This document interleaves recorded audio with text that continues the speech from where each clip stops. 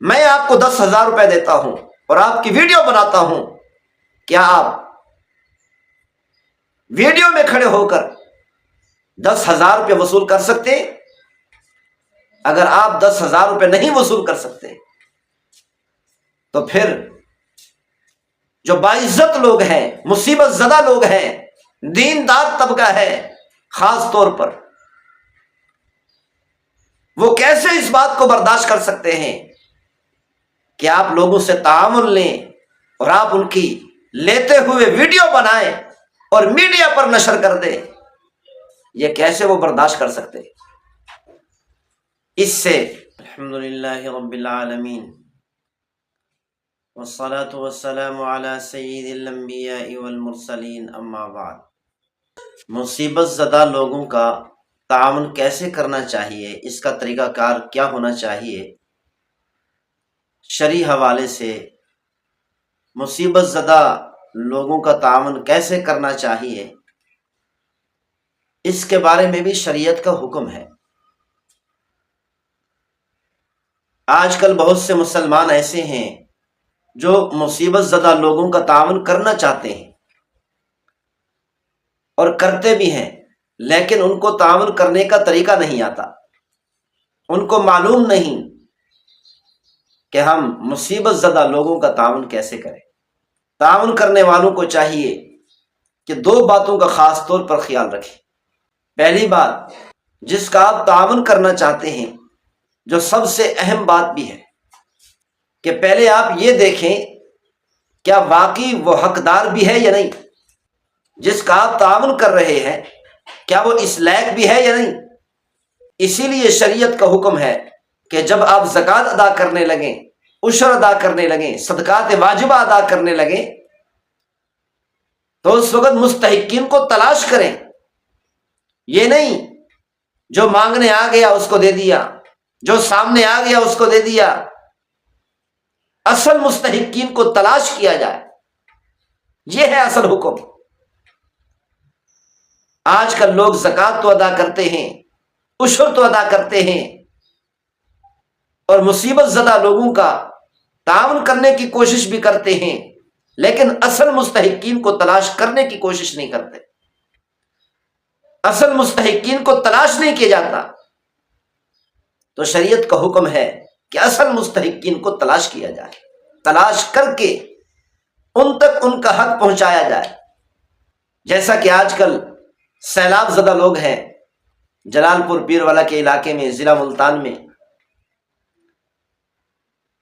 جلال پور کا تقریباً پورا علاقہ سیلاب میں ڈوب گیا۔ وہاں پر تعاون کرنے والے بہت سے لوگ آئے ہیں، لیکن جب دیکھا کہ لوگ مانگنے کے لیے آ رہے ہیں، ان کو دے دیا، جو سامنے آیا ان کو دے دیا۔ بہت سے لوگوں نے مستحقین تک پہنچانے کی کوشش کی ہے اور پہنچایا بھی ہے، اس کے باوجود بھی بہت سے اصل مستحقین محروم رہ گئے۔ سننے میں آیا ہے کہ بہت سے لوگ ایسے ہیں کہ سیلاب زدہ لوگوں میں لوگ تعاون کرنے کے لیے آئے، راشن تقسیم کیا، بہت ساری اشیاء تقسیم کی۔ جو لوگ زیادہ مستحق نہیں تھے انہوں نے وصول کر لیا،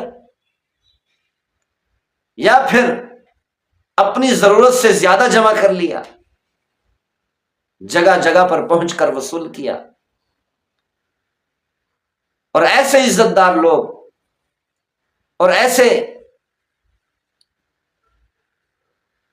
دیندار طبقہ جو سرعام کسی کے سامنے آنے کو گوارا نہیں کرتا،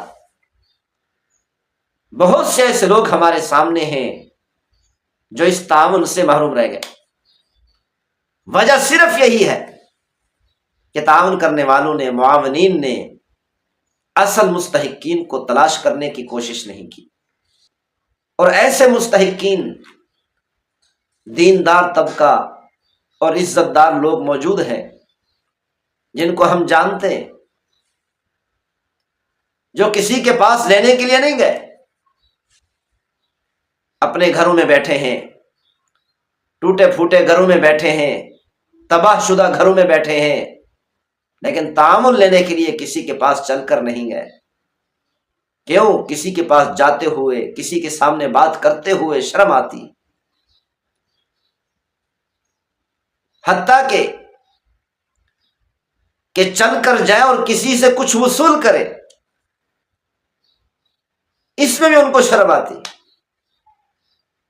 اسی لیے وہ اپنے اپنے گھروں کے اندر بیٹھے، جو اللہ تعالیٰ نے دیا تھوڑا بہت اس پر گزارا کر رہے۔ بعض لوگ ایسے ہیں کہ گھر کی چار دیواری ختم ہو گئی، عزت دار لوگ ہیں، باپرد لوگ ہیں، شرعی پردہ ہے، لیکن گھر کی دیواریں نہیں، ایسے بیٹھے۔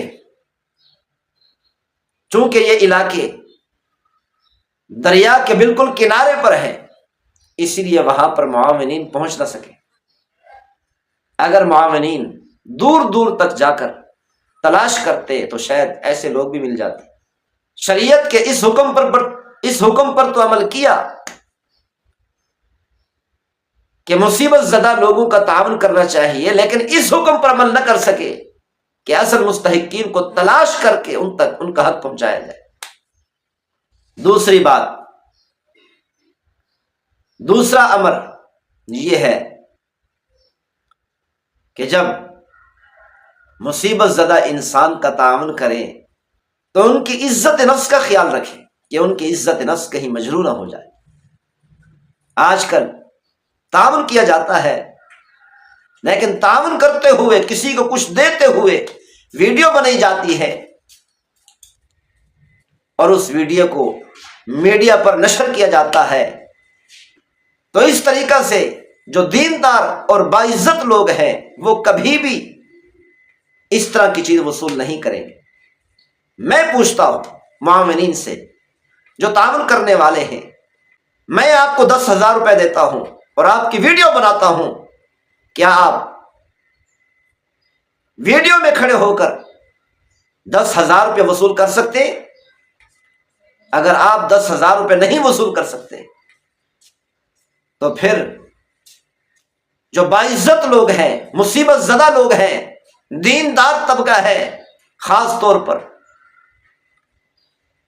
وہ کیسے اس بات کو برداشت کر سکتے ہیں کہ آپ لوگوں سے تعاون لیں اور آپ ان کی لیتے ہوئے ویڈیو بنائیں اور میڈیا پر نشر کر دیں؟ یہ کیسے وہ برداشت کر سکتے؟ اس سے بہت سے غریب لوگ ایسے ہیں، مصیبت زدہ لوگ ایسے ہوتے ہیں جو موقع پر مجبوری کی وجہ سے وصول تو کرتے ہیں، لیکن ان کا دل خون کے آنسو رو رہا ہوتا ہے کہ ان کو پتہ ہے، ان کو معلوم ہے میری ویڈیو بن رہی ہے، ساری دنیا والے لوگ دیکھیں گے کہ لوگوں سے یہ چیزیں لے رہا ہے۔ اس طریقہ سے خدا کے لیے مصیبت زدہ لوگوں کا مذاق نہ اڑائیں، ان کی عزت نفس مجروح نہ کریں۔ میں پیغمبر صلی اللہ علیہ وسلم کے گھوڑے کے سامنے آ کر کھڑا ہو گیا، عرض کی یا رسول اللہ، کافی عرصہ ہو گیا آپ کی زیارت نہیں کر سکے، میرا دل چاہتا ہے کہ میں آپ کے ساتھ گفتگو کروں، آپ کی زیارت کرتا رہوں۔ پیغمبر صلی اللہ علیہ وسلم نے ارشاد فرمایا اب میں جلدی میں ہوں، کسی اور وقت میں بات چیت کریں گے، کسی اور وقت میں گفتگو کریں گے۔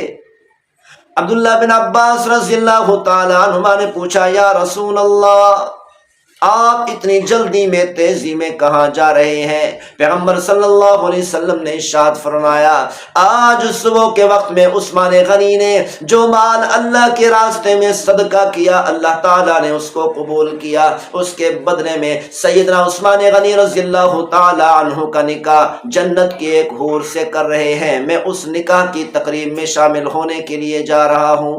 اگر آپ نے اشیاء کی ویڈیو بنانی بھی ہے، بعض اوقات ایسا ہوتا ہے جو معاونین ہوتے ہیں وہ موقع پر نہیں آتے، دوسرے بااعتماد لوگوں کو وہ دیتے ہیں یہ کہہ کر کہ جب آپ مصیبت زدہ لوگوں اور غریب لوگوں میں تقسیم کریں تو اس کی ویڈیو بنا کر ہمیں ضرور سینڈ کرنا۔ اگر ویڈیو بنانی بھی ہے تو اشیاء کی بنائیں، لوگوں کی نہ بنائیں، غریب لوگوں کا چہرہ اس ویڈیو میں نظر نہ آئے، اس طریقہ سے بنائیں کہ اشیاء نظر آئے یا ہاتھ لیتے ہوئے نظر آئے، لیکن غریب لوگوں کا چہرہ خدا کے لیے ویڈیو پر نہ لائیں۔ اگر اس طریقہ سے تعاون کریں گے تو اس سے ان کی عزت نفس مجروح ہوگی۔ تو اسی کو اللہ تعالیٰ نے قرآن مجید فرقان حمید میں ارشاد فرمایا، اسی چیز کو اللہ تعالیٰ نے قرآن مجید فرقان حمید میں بیان فرمایا، یا ایہا الذین آمنوا لا تبطلوا صدقاتکم بالمن والأذى، اے ایمان والو جو تم اللہ کے راستے میں صدقہ کرتے ہو، اللہ کے راستے میں خرچ کرتے ہو، اپنے اس خرچ کرنے کو، اپنے ان صدقات کو احسان جتلا کر اور تکلیف دے کر باطل مت کرو۔ یعنی اللہ تعالیٰ نے قرآن مجید فرقان حمید میں بیان کر دیا، اے ایمان والو جو تم غریبوں پر خرچ کرتے ہو، اس کے بدلے میں ان کو تکلیف دے کر، احسان جتلا کر ان صدقات کے اجر و ثواب کو باطل مت کرو، اجر و ثواب کو ضائع مت کرو۔ اگر آپ مصیبت زدہ انسانوں کی مدد کر رہے ہیں، ان کی نصرت کر رہے ہیں، ان کا تعاون کر رہے ہیں، اگر اس تعاون کے ساتھ ساتھ ان کو تکلیف ہو رہی ہے، آپ ان کو تکلیف بھی پہنچا رہے ہیں، تو اللہ تعالیٰ نے فرمایا ایسے صدقات اور خرچ کرنے کا اجر ضائع ہو جاتا ہے، کما حق ہو، اجر ان کو نہیں ملتا۔ اسی طرح اللہ تعالیٰ نے قرآن مجید فرقان حمید میں ارشاد فرمایا، قول معروف ومغفرۃ خیر من صدقہ یتبعها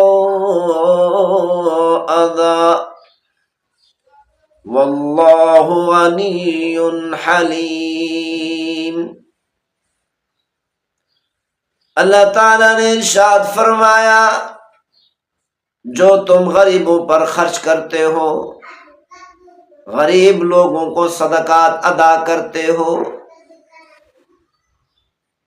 اگر ان صدقات کے ساتھ ساتھ ان کو تکلیف پہنچتی ہے تو مال دینے کی بجائے اچھی بات کر دو، یہ سب سے بہتر ہے، یہ مال دینے سے بہتر ہے، صدقہ دینے سے بہتر ہے۔ واللہ غنی حلیم، اللہ تعالی بے نیاز ہے، برداشت کرنے والا ہے۔ تو اللہ تعالیٰ نے بتا دیا کہ تم غریبوں پر خرچ کرتے ہو، خرچ کرنے کے ساتھ ساتھ ان کو تکلیف بھی پہنچاتے ہو، اللہ فرماتے ہیں ایسے مال خرچ کرنے سے بہتر ہے ان کو جا کر زبانی طور پر تسلی دے دو۔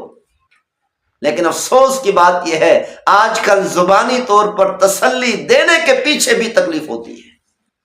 زبانی طور پر تسلی دیتے ہیں تو ویڈیو بن رہی ہوتی، جیسا کہ آپ کے سامنے عرض کیا کہ ویڈیو بنانی بھی ہے تو خدا کے لیے غریب لوگوں کا چہرہ نہ دیا کرو، ویڈیو میں چہرہ نہیں آنا چاہیے، دیکھنے والوں کو یہ پتہ نہیں چلنا چاہیے آپ جس کے ساتھ خیر خواہی کر رہے ہیں، جس پر خرچ کر رہے ہیں، جس سے اچھی بات کر رہے ہیں، پیار کی باتیں کر رہے ہیں، جس کو تسلی دے رہے ہیں، وہ شخص کون ہے۔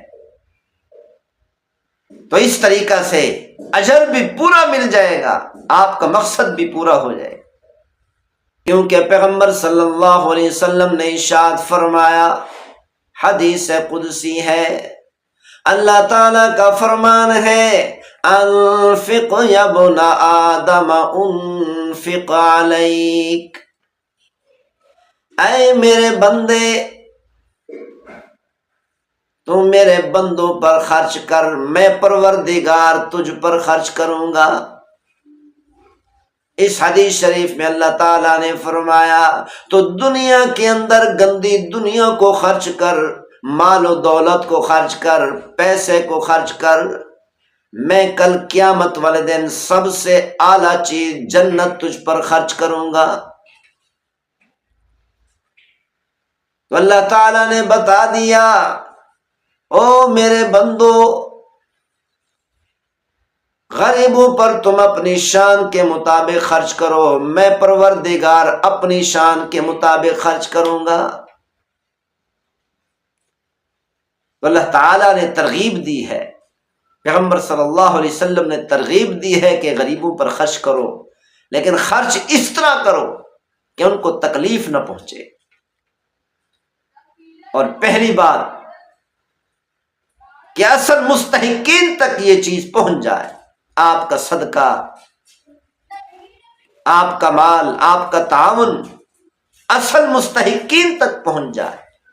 اللہ تعالیٰ سے دعا ہے کہ اللہ تعالیٰ ہم سب کو اس پر عمل کرنے کی توفیق نصیب فرمائے۔ سیدنا عثمان غنی رضی اللہ تعالی عنہ کی تجارت کا قافلہ مدینہ منورہ کے باہر پہنچ چکا۔ مدینہ منورہ کے بڑے بڑے تاجر جمع ہو گئے۔ سیدنا عثمان غنی رضی اللہ تعالی عنہ نے تاجروں سے پوچھا، جو میں نے مال تجارت پر خرچ کیا اس کے منافع میں تم مجھے کتنا دو گے؟ ایک تاجر کھڑا ہوا، کہنے لگا، حضرت میں تمہیں جہاں پر آپ نے 1 روپیہ خرچ کیا ہے اس کے بدلے میں 2 روپے دے سکتا ہوں۔ سیدنا عثمان غنی رضی اللہ تعالی عنہ نے فرمایا یہ بہت کم ہے۔ پھر دوسرا تاجر کھڑا ہوا، کہنے لگا، حضرت جہاں پر آپ نے 2 روپے خرچ کیے ہیں میں 2 روپے کے بدلے میں 4 روپے دے سکتا ہوں۔ سیدنا عثمان غنی رضی اللہ تعالی عنہ نے فرمایا بہت کم ہے۔ اسی طرح بڑے بڑے تاجر کھڑے ہو کر بولی لگانے لگے۔ آخر میں ایک تاجر کھڑا ہوا، کہنے لگا، حضرت جہاں پر آپ نے 1 روپیہ خرچ کیا ہے وہاں پر 1 روپے کے بدلے میں تمہیں 15 روپے دے سکتا ہوں۔ قحط کا زمانہ ہے، مدینہ منورہ کے لوگ اور مدینہ منورہ کے آس پاس کے لوگ قحط کی لپیٹ میں آ چکے ہیں۔ سیدنا عثمان غنی رضی اللہ تعالی عنہ نے فرمایا یہ بہت کم ہے اور بڑھاؤ۔ سارے تاجر ہاتھ جوڑ کر کہنے لگے، حضرت مدینہ منورہ کے بڑے بڑے تاجر ہم ہیں، کیا ہم سے زیادہ بھی کوئی تاجر دے سکتا ہے؟ سیدنا عثمان غنی رضی اللہ تعالی عنہ نے فرمایا، ہاں ایک تاجر ہے جس نے وعدہ کیا کہ اگر تم 1 روپے خرچ کرو گے 1 کے بدلے میں تمہیں 70 روپے عطا کروں گا۔ وہ پروردگار ہے، رب العالمین ہے۔ سیدنا عثمان غنی رضی اللہ تعالی عنہ نے فرمایا تم سارے کے سارے تاجر، سارے کے سارے لوگ گواہ ہو جاؤ، میں نے پورے کے پورے قافلے کا مال اور تجارت کا سامان غریبوں پر خرچ کر دیا۔ شام ہوئی، سارے لوگ آرام کر رہے ہیں۔ سیدنا عبداللہ بن عباس رضی اللہ تعالی عنہما نے خواب میں دیکھا کہ محبوب صلی اللہ علیہ وسلم گھوڑے پر تیزی میں تشریف لے کر جا رہے ہیں۔ حضرت عبداللہ بن عباس رضی اللہ تعالی عنہما فرماتے ہیں میں پیغمبر صلی اللہ علیہ وسلم کے گھوڑے کے سامنے آ کر کھڑا ہو گیا، عرض کی یا رسول اللہ، کافی عرصہ ہو گیا آپ کی زیارت نہیں کر سکے، میرا دل چاہتا ہے کہ میں آپ کے ساتھ گفتگو کروں، آپ کی زیارت کرتا رہوں۔ پیغمبر صلی اللہ علیہ وسلم نے ارشاد فرمایا اب میں جلدی میں ہوں، کسی اور وقت میں بات چیت کریں گے، کسی اور وقت میں گفتگو کریں گے۔ عبداللہ بن عباس رضی اللہ تعالی عنہما نے پوچھا یا رسول اللہ آپ اتنی جلدی میں تیزی میں کہاں جا رہے ہیں؟ پیغمبر صلی اللہ علیہ وسلم نے ارشاد فرمایا آج صبح کے وقت میں عثمان غنی نے جو مال اللہ کے راستے میں صدقہ کیا اللہ تعالیٰ نے اس کو قبول کیا، اس کے بدلے میں سیدنا عثمان غنی رضی اللہ تعالیٰ عنہ کا نکاح جنت کی ایک حور سے کر رہے ہیں، میں اس نکاح کی تقریب میں شامل ہونے کے لیے جا رہا ہوں۔ جو اللہ کے راستے میں خرچ کرتے ہیں اللہ تعالیٰ ان کو بہت کچھ عطا کرتا ہے۔ اللہ تعالیٰ ہم سب کو عمل کرنے کی توفیق نصیب فرمائے۔ وما توفیقی الا باللہ۔